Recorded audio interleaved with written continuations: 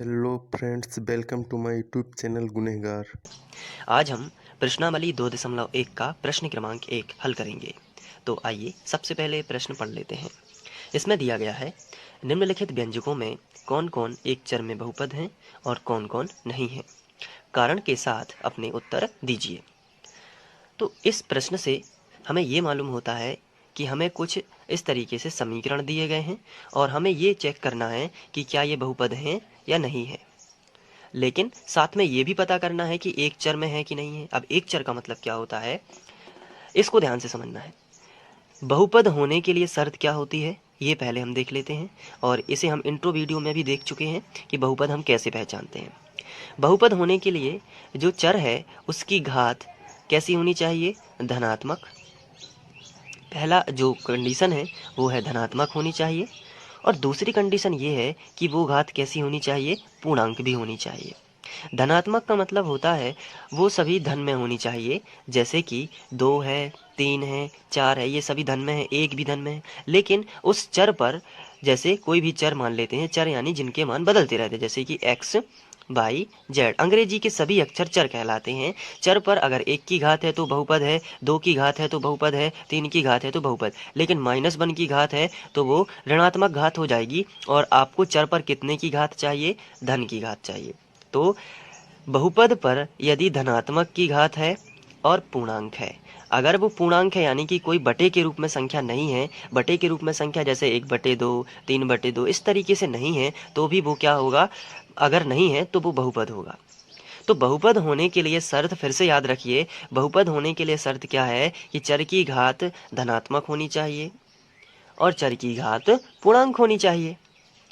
अब चर तो आप सभी जानते हैं, अंग्रेजी के सभी अक्षर चर होते हैं। लेकिन बहुपद के साथ साथ इन्होंने ये भी पूछ लिया है कि ये हमें बताना है कि एक चर में बहुपद है या नहीं है। तो एक चर का मतलब क्या होता है और दो चर का मतलब क्या होता है। जैसे कोई भी हमें समीकरण दिया गया है, जैसे 4x वर्ग धन 2x धन 4, तो ये पता है एक चर में बहुपद है। क्यों? क्योंकि इसमें एक ही चर की बात की गई है, x की। लेकिन अगर बात की जाए, अगर इस तरीके से समीकरण होता 4x वर्ग धन 2y धन 4, तो इसमें क्या है, दो चर की बात की गई, एक तो y है चर और दूसरा x है चर। तो इसमें कितने चरों की बात की गई है, दो चरों की बात की गई है। तो इसे हम दो चर, तो हमें यह भी बताना है कि एक चर में होना चाहिए और बहुपद है कि नहीं। तो चलिए हम एक एक करके इन सभी के जवाब देते हैं। जो पहला है उसको ध्यान से देख लेते हैं। पहले में लिखा है 4x वर्ग माइनस 3x प्लस 7। तो पहले ये बताइए क्या ये बहुपद है। तो बहुपद देखने के लिए हमें क्या करना है, सबसे पहले चर की घातों को देखना है। यहाँ पे चर एक तो ये है और एक ये है। अब चर की घातों में आपको ये देखना है कि क्या धनात्मक है घात। तो पहले यहाँ पे देखते हैं धनात्मक है क्या, हाँ। पूर्णांक भी है, हाँ पूर्णांक भी है। यहाँ पे देख लेते हैं, यहाँ पे तो कोई घात भी नहीं है, तो यहाँ पे कितने की मानी जाती है, 1 की घात। और 1 की घात अगर है, सपोज कीजिए यहाँ पे 1 की घात है, तो क्या वो धनात्मक है। तो आंसर है हाँ, धनात्मक तो है। एक पूर्णांक है, हाँ एक तो पूरा अंक होता है, पूर्णांक होता है, इसलिए ये बहुपद है। अब दूसरा, हमें पहले तो ये चेक करना है कि क्या बहुपद है, और दूसरा ये चेक करना है क्या एक चर में है। तो आंसर है हाँ, एक चर में है, क्योंकि यहाँ पे x और x की ही बात की गई है, यहाँ पे कहीं y तो है ही नहीं। तो हम क्या लिखेंगे, इसका आंसर यह है, एक चर में यानी कि एक ही चर में बहुपद है। क्योंकि अब इसके आगे क्या लिखना है, इसको ध्यान से देखना है, क्योंकि हमें कारण सहित, कारण के साथ उत्तर देना है। क्योंकि चर की घात कैसी है, चर की घात धनात्मक है और क्या है, धनात्मक होने के साथ पूर्णांक भी है। तो ये सभी जगह लिखना है, क्योंकि चर की घात धनात्मक है और पूर्णांक है, तभी ये बहुपद है। और एक चर में क्यों है, क्योंकि यहाँ पे x, एक ही चर की बात की गई है जो कि है x, सभी जगह x। अगर कहीं भी y होता तो दो चर हो जाता। तो इस तरीके से हो गया। अब दूसरे प्रश्न पर चलते हैं। दूसरे प्रश्न में भी हमें क्या करना है, यानी इसी का पहले का दूसरा, उसमें हमें देखना है कि क्या ये बहुपद है या बहुपद नहीं है। तो बहुपद होने की शर्त क्या है, चर की घात कैसी होनी चाहिए, धनात्मक और पूर्णांक। बताइए यहाँ पे चर की घात धनात्मक है क्या, बिल्कुल। चर देखिए, चर क्या है, बाई। और तो नहीं है, नहीं है। एक्स बाई एक्स तो नहीं है, जेड तो नहीं है, नहीं है। तो एक ही चर है, तो एक चर में है। लेकिन क्या बहुपद है, चर की घात कैसी है, धनात्मक। 2 एक धनात्मक संख्या है और पूर्णांक भी है, 2 पूरा का पूरा पूर्णांक भी है, बटे के रूप में तो नहीं है, इसलिए हम क्या लिखेंगे, यह एक चर में बहुपद है। यह क्या है, एक चर में बहुपद है। कारण क्या होगा, कारण क्योंकि चर की घात धनात्मक व पूर्णांक है, तो इस तरीके से हम लिख देंगे। अब आइए तीसरे क्वेश्चन की ओर चलते हैं। तीसरे क्वेश्चन में आपको सबसे पहले ये बताना है कि क्या ये एक चर में है, तो आंसर है हाँ। अंग्रेजी के एक ही अक्षर टी की बात करी जा रही है, इसके बाद और अंग्रेजी का दूसरा अक्षर नहीं है, तो इसमें एक ही चर है। अब आपको ये बताना है कि क्या ये बहुपद है, तो बहुपद होने के लिए आपको चर की घात देखनी होगी कि धनात्मक है और दूसरा देखना है पूर्णांक है कि नहीं। चलिए ठीक है, देख लेते हैं। यहाँ पे चर एक ये है और एक ये है। इसकी बात करें तो इसमें एक की घात मानी जाती है। कितने की घात मानी जाती है, एक की, क्योंकि कोई भी घात नहीं लगी हो तो एक की मानी जाती है। एक की घात कैसी होती है, धनात्मक भी होती है, पूर्णांक। चलिए यहाँ पे तो बहुपद लग रहा है, लेकिन यहाँ पे देखते हैं, क्योंकि वही तो है पूरा। यहाँ पे लेकिन टी पर अंडर रूट लगी है, और मैंने आपको इंट्रो वीडियो में भी बताया था कि अगर अंडर रूट लगा है तो आंखें मीच कर आप क्या बोल सकते हो कि ये क्या है, बहुपद नहीं है। क्यों, क्योंकि अंडर रूट की घात का मतलब होता है टी पर 1/2 की घात। कितने की घात, 1/2 की घात। और 1/2 की घात धनात्मक तो है लेकिन पूर्णांक नहीं है, क्योंकि 1/2 आधा है, तो पूर्णांक कैसे हो गया, पूर्णांक का मतलब पूरा अंक, तो पूरा अंक तो नहीं है ये, इसलिए ये बहुपद नहीं है। तो यह एक चर में तो है लेकिन बहुपद नहीं है, तो यहाँ पे आप क्या लिखोगे, बहुपद नहीं है। और इसके आगे आपको वही लाइन लिखना है, क्योंकि चर की घात धनात्मक व पूर्णांक नहीं है। तो इस तरीके से हमने लिख दिया। अब इसके बाद आगे बढ़ते हैं।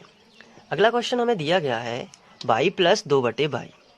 तो अब इसमें आपको क्या चेक करना है, क्या ये एक चर में है कि नहीं है। तो आंसर है ये एक चर में तो है, क्योंकि यहाँ भी y है यहाँ भी y है।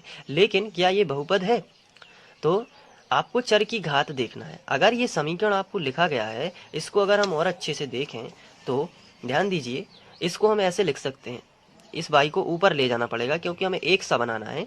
तो y प्लस ये y ऊपर जाएगा तो 2y पर -1 की घात आ जाएगी। क्यों आएगी, क्योंकि नीचे है तो +1 की है, इसको ऊपर ले जाएंगे तो y -1 हो जाएगा। अब चर की घात तो यहाँ पे ऋणात्मक हो गई, तो ये बहुपद नहीं है। तो यहाँ पे हम सीधा लिखेंगे बहुपद नहीं है, क्योंकि चर की घात ऋणात्मक है। तो इस तरीके से हम लिख देंगे। इसके बाद आखिरी और कर लेते हैं, जो कि है यहाँ पे। तो यहाँ पे x पर 10 की घात है, y पर 3 की घात है और t पर 50 की घात है। तो क्या ये एक चर में है, तो आंसर है नहीं, ये तो 3 चर में है, x भी है, y भी है और t भी है। लेकिन ये बहुपद है, क्योंकि सभी की घात धनात्मक भी है और पूर्णांक भी है। लेकिन हमसे क्वेश्चन में क्या पूछा गया, क्वेश्चन में तो ये पूछा गया है कि एक चर में बहुपद है कि नहीं, तो आपको लिखना है ये एक चर में तो बहुपद नहीं है। तो आप क्या लिखोगे, एक चर में बहुपद नहीं है, क्योंकि ये 3 चर में है। एक चर में बहुपद नहीं है। तो आइए सबसे पहले प्रश्न पढ़ लेते हैं। इसमें दिया गया है निम्नलिखित में से प्रत्येक में x वर्ग का गुणांक लिखिए। तो हमें यहाँ पे 4 प्रश्न दिए गए हैं और सभी में हमें x वर्ग का गुणांक लिखना है। तो सबसे पहले तो हमें ये मालूम होना चाहिए कि ये जो गुणांक है ये क्या कहलाता है और कैसे हम किसी भी जो चर राशि है उसका गुणांक निकालते हैं। तो आइए सबसे पहले हम गुणांक को समझते हैं। तो गुणांक समझने के लिए हम कोई भी यहाँ पे बहुपद लेंगे, जैसे कि 3x वर्ग प्लस 2x प्लस 4। अब यहाँ पे यदि हमसे पूछा जाए, पहले मैं डायरेक्ट आपको बताता हूँ फिर इसका रीजन बताता हूँ। अगर आपसे डायरेक्ट पूछा जाए कि x वर्ग का गुणांक कितना है, तो x वर्ग के साथ में क्या है, 3 है, तो x वर्ग का गुणांक कितना हो जाएगा, 3 हो जाएगा।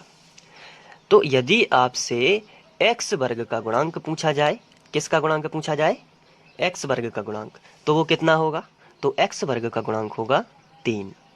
लेकिन यदि आपसे x, यहाँ पे x वर्ग है और x भी तो है, तो अगर आपसे x का गुणांक पूछा जाए तो कितना होगा, 2। x का गुणांक कितना होगा, तो x का गुणांक 2 होगा। तो इस तरीके से हम गुणांक निकालते हैं। तो गुणांक का मतलब क्या होता है, जैसे x वर्ग का पूछा तो x वर्ग के साथ में जो गुणा में अंक लिखा है वही तो गुणांक कहलाता है। गुणांक का मतलब है किसी भी चर राशि, आपको केवल चर राशि देखना है, जैसे एक्स वर्ग हो गया, एक्स हो गया, ये चर राशियां है ना, इनके मान बदलते रहते हैं, तो उसके साथ में गुणा में जो अंक लिखा रहता है उसे ही हम गुणांक कहते हैं। जैसे दूसरा समीकरण है 3y² + 4, यहाँ पे एक बहुपद दिया गया है 3y² + 4। अब इसमें आपसे y वर्ग का गुणांक पूछा जाए तो आप क्या जवाब दोगे? तो y वर्ग का गुणांक कितना है? 3 है। जैसे यहाँ पे लेकिन x वर्ग का नहीं पूछा जाएगा, यहाँ पे y वर्ग का पूछा जाएगा। जैसे नॉर्मल एग्जाम्पल आपको एक समीकरण दिया गया है 3t + 6 और आपसे इस समीकरण में t का गुणांक पूछा जाए तो t का गुणांक कितना होगा? 3, क्योंकि t के गुणा में कौन सा अंक है? 3 है, तो t का गुणांक कितना हो जाएगा? 3 हो जाएगा। लेकिन यदि इसी बहुपद में आपसे t वर्ग का गुणांक पूछा जाए तो आप क्या जवाब दोगे? इसमें क्या t वर्ग है क्या कहीं? आंसर है नहीं, t वर्ग नहीं है, इसलिए t वर्ग का गुणांक कितना होगा? 0 होगा। तो गुणांक किसी का भी हो सकता है या किसी का भी पूछा जा सकता है। जैसे आपसे x का गुणांक पूछा जा सकता है, x वर्ग का गुणांक पूछा जा सकता है, y का गुणांक पूछा जा सकता है, या फिर y वर्ग का गुणांक पूछा जा सकता है। आइए यहाँ पे हम एक दो एग्जाम्पल और करते हैं और इसके बाद आपका गुणांक जो है क्लियर हो जाएगा। जैसे यहाँ पर 4 बहुपद लिखे हुए हैं। अब पहले क्वेश्चन की ओर देखते हैं। इसमें आपसे यदि x वर्ग का गुणांक पूछा जाए तो क्या जवाब होगा? क्या आप बता सकते हैं x वर्ग का गुणांक कितना होगा? तो इसका सही आंसर है x वर्ग का गुणांक होगा 3। पहले क्वेश्चन में x वर्ग के साथ गुणा में क्या लिखा है? 3, तो x वर्ग का गुणांक कितना हो जाएगा? 3।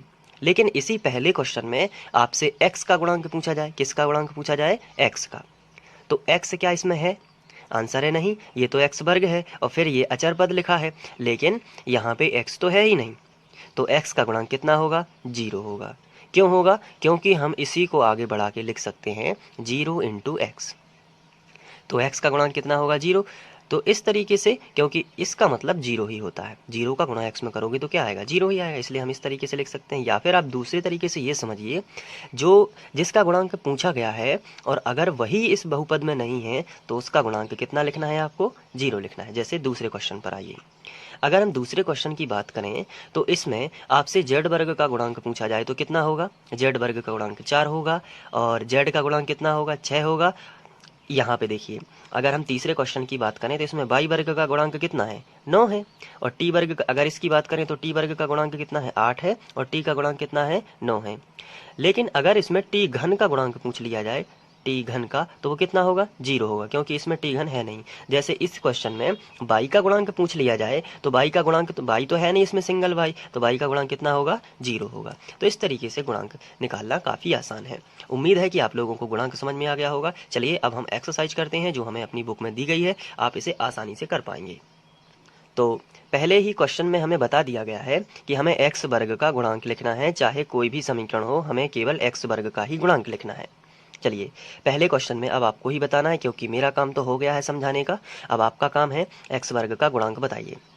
तो यहाँ पे x वर्ग, अब यहाँ पे एक बात याद रखना है कि x वर्ग के ये प्लस लिखा है और उसके बाद 2 लिखा है, तो यहाँ पे कुछ बच्चे ये गलती कर सकते हैं कि x वर्ग का गुणांक हो सकता है कि वो 2 बता दें, क्योंकि x वर्ग के यहाँ पे कुछ नहीं लिखा है। लेकिन ध्यान रखना है, ये तो प्लस में लिखा है 2, लेकिन गुणांक का मतलब क्या होता है? गुणा में।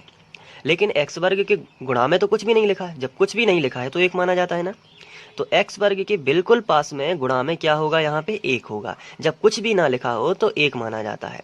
तो x वर्ग तो है, इस पूरे बहुपद में x वर्ग तो है, इसलिए गुणांक तो होगा, लेकिन x वर्ग 1 ही है, इसलिए x वर्ग का गुणांक कितना होगा? 1। तो हम यहाँ पे लिख देंगे x वर्ग का गुणांक 1 है।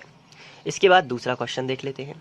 दूसरे क्वेश्चन में आपको यहाँ पे ध्यान से देखना है और x वर्ग का गुणांक बताना है। चलिए बताइए x वर्ग का गुणांक कितना है?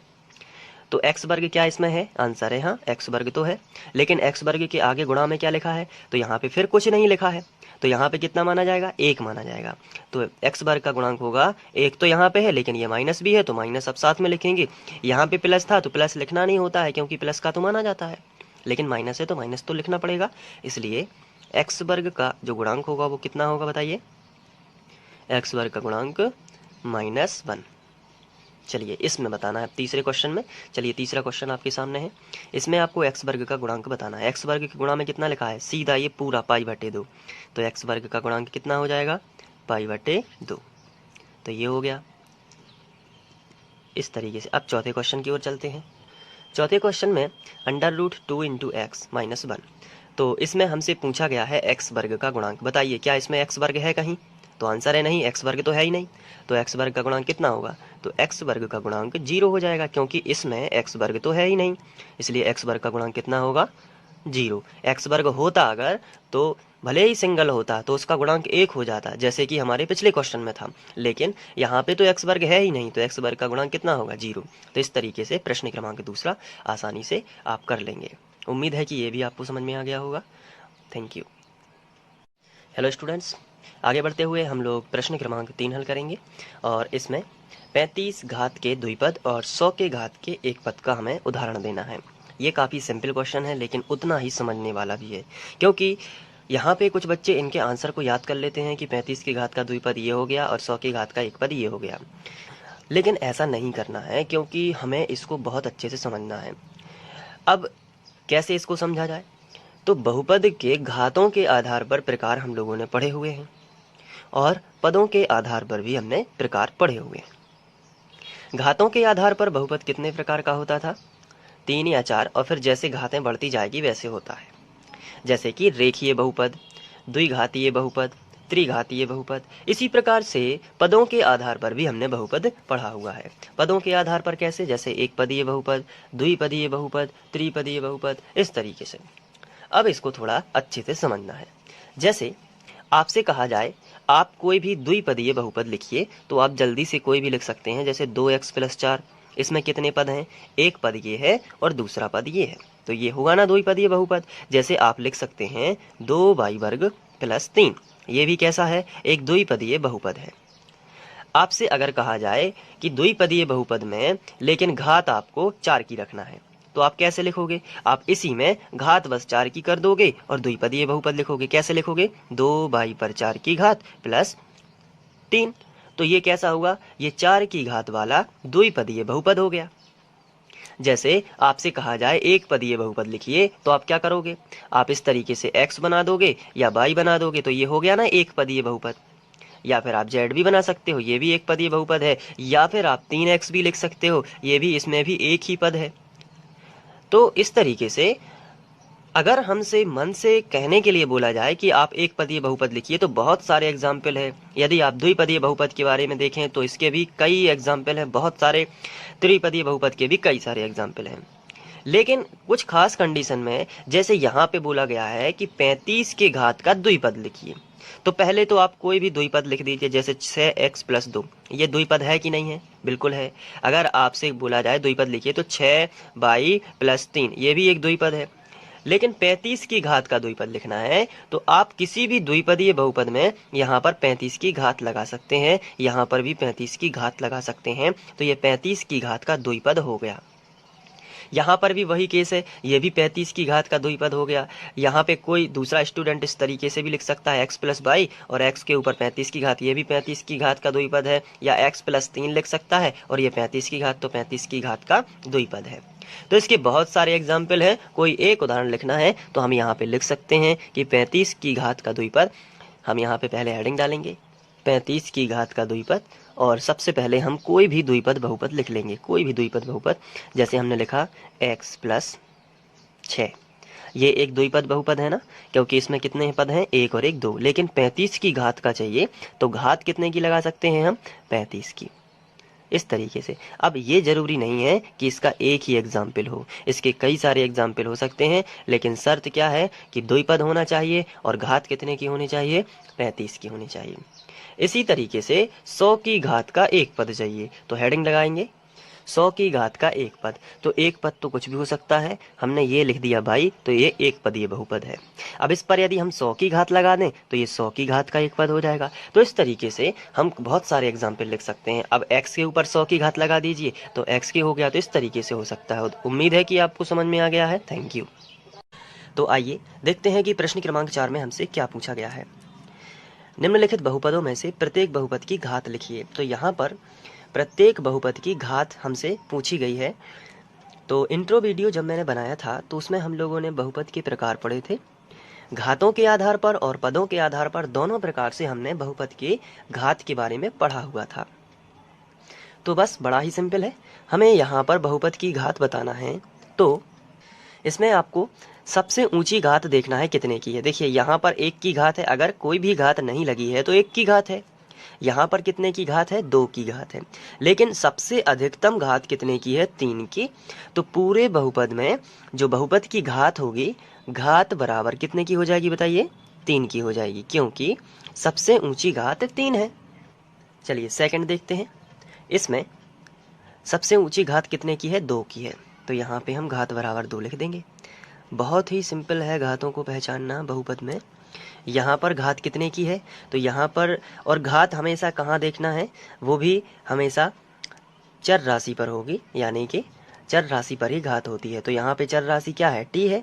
तो टी पर कुछ भी घात नहीं है तो 1 की घात मानी जाती है। तो घात बराबर कितनी होगी? 1। लेकिन यहाँ पे तो चर राशि है ही नहीं, तो घात 0 होगी, क्योंकि चर राशि होती तो घात कम से कम 1 की होती। लेकिन यहाँ पे चर राशि है ही नहीं, तो घात कितनी हो जाएगी? 0 हो जाएगी। इसी क्रम को आगे बढ़ाते हुए हम लोग प्रश्न क्रमांक 5 भी करेंगे। तो प्रश्न क्रमांक 5 में कहा गया है, बताइए कि निम्नलिखित बहुपदों में कौन कौन बहुपद रैखिक हैं, कौन कौन द्विघाती हैं और कौन कौन त्रिघाती हैं। तो ये जो है हमसे पूछा गया है। तो रेखीय बहुपद क्या होता है? रेखीय बहुपद या रैखिक बहुपद क्या होता है? जिसमें अधिकतम 1 की घात हो। और द्विघाती क्या होता है? जिसमें अधिकतम 2 की घात हो। और त्रिघाती का मतलब जिसमें अधिकतम 3 की घात हो। बताइए इस बहुपद में अधिकतम घात कितने की है? तो अधिकतम घात कितने की है? 2 की है। इसलिए ये जो बहुपद है ये कैसा है? द्विघाती बहुपद। तो इसके नीचे हमने लिख दिया द्विघाती बहुपद। अब इसके बाद इसमें बताइए अधिकतम घात कितने की है? तो इसमें अधिकतम घात है 3 की। तो ये कौन सा हो जाएगा? त्रिघाती बहुपद। चलिए अब हम तीसरे क्वेश्चन की ओर बढ़ते हैं। इसमें लिखा है, इसमें बताइए सबसे उच्चतम घात कितने की है? तो उच्चतम घात है 2 की, इसलिए ये बनेगा द्विघाती बहुपद। तो यहाँ पे हमने लिख लिया द्विघाती बहुपद। और आखिरी वाला है, इसमें एक और है अभी। इसमें अधिकतम घात कितने की है? 1 + x में। तो यहाँ पे जो चर राशि है उस पर कोई भी घात नहीं है, तो 1 की मानी जाती है, और ऐसी स्थिति में ये रैखिक बहुपद होगा। और आखिरी वाला जो है यहाँ पे 3t लिया है, यानी कि 3t लिया है। तो इसके बाद इसमें भी जो चर है उसमें 1 की घात है, तो यहाँ पे रैखिक बहुपद। इसके बाद r² है, इसमें अधिकतम 2 की घात है, इसलिए द्विघाती हो जाएगा, द्विघाती बहुपद। और इसके बाद ये जो है इसमें 3 की घात है, इसलिए हो जाएगा त्रिघातीय बहुपद। अधिकतम कितने की घात है? 3 की, तो हो जाएगा त्रिघाती बहुपद। तो इस तरीके से हम ये क्वेश्चन सॉल्व कर लेंगे। तो प्रश्नावली 2.1 समाप्त होती है। अब हम पढ़ेंगे प्रश्नावली 2.2। उम्मीद है कि आप लोग अच्छे से पढ़ाई करेंगे, अपने अध्ययन में रुचि दिखाएंगे और निरंतर अध्ययन करते रहेंगे। Thank you.